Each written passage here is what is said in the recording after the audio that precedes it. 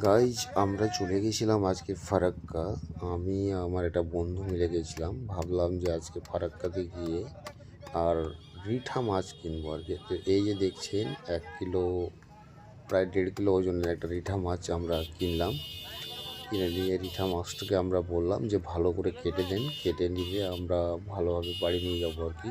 তো রিঠা মাছটা গাইজ আমরা ওখানে গিয়ে একটু সস্তা পেয়ে গেলাম। মানে ব্যাপার হচ্ছে যে রিঠা মাছ তো আমরা আমাদের কালীচকে অনেকটাই কিনে খাই, কিন্তু রিঠা মাছ কিন্তু গাইজ আমরা 750-800 টাকা কিলো কিনি, কিন্তু সেখানে গিয়ে আমরা প্রায় 620 টাকা কিলো হিসাবে পেয়ে গেলাম রিঠা মাছ।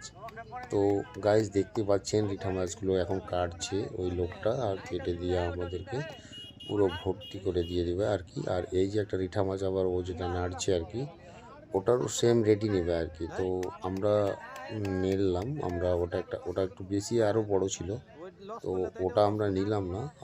যেটা কাটছে দেখতেই পাচ্ছেন এটা রিঠা মাছ কাটছে কিন্তু।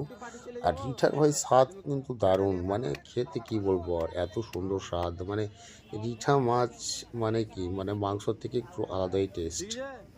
মানে যতটা মাংসের টেস্ট পাবেন আপনারা তার থেকেও বেশি টেস্ট পাওয়া যায় রিঠা মাছে আর কি।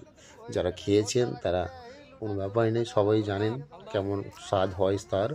আর যারা খাননি রিঠা মাছ তারাও একবার খেয়ে দেখবেন কত টেস্ট হয় আর কি। আমরা কিন্তু গাই ছোটো থেকেই খেয়ে আসছি, বাট কেউ এমনও হতে পারে যে হয়তো মাছ হয়তো পছন্দ করে না, কিন্তু তাকেও বলছি যদি একবার রিঠা মাছ যদি খেয়ে দেখবেন তো অবশ্যই আপনিও বলবেন যে হ্যাঁ, রিঠা মাছে ভালোই টেস্ট আর কি।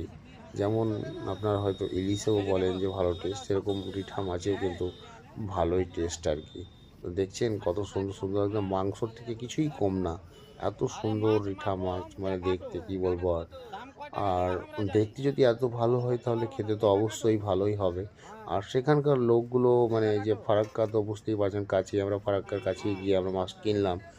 তো এগুলো অ্যাকচুয়ালি নদীরই মাছ আর কি, ফারাক্কা থেকেই এগুলো মানে মাছ ওরা করে বিক্রি করছে আর কি, তার জন্য একটু সস্তা পেয়ে গেলাম। তো আমাদের কালিয়াচকে মাছ না কিনে যদি এই ফারাক্কার ওই দিকে আশেপাশে গিয়েই যদি মাছ কেনা যায়, আশা করি সস্তা পাবেন।